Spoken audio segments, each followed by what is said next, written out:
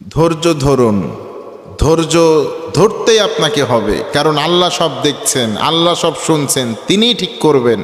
পৃথিবীর মানুষ তো আপনাকে কষ্ট দিবেই, আপনাকে কষ্ট দেওয়ার জন্যই তো আপনার পৃথিবীর মানুষ শুভাকাঙ্ক্ষী হিসাবে আপনার জীবনে এসেছে, আপনাকে কষ্ট দেওয়ার জন্যই তো, আপনাকে দুর্বিষয়ে ছেড়ে দেওয়ার জন্যই তো তারা এসেছে।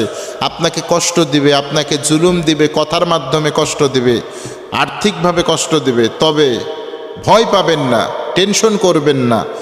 আল্লাহর রহমত থেকে লা তাকনাতু মির রাহমাতিল্লাহ, আল্লাহর রহমত থেকে নিরাশ হয়ে মুখ ফিরে যাবেন না।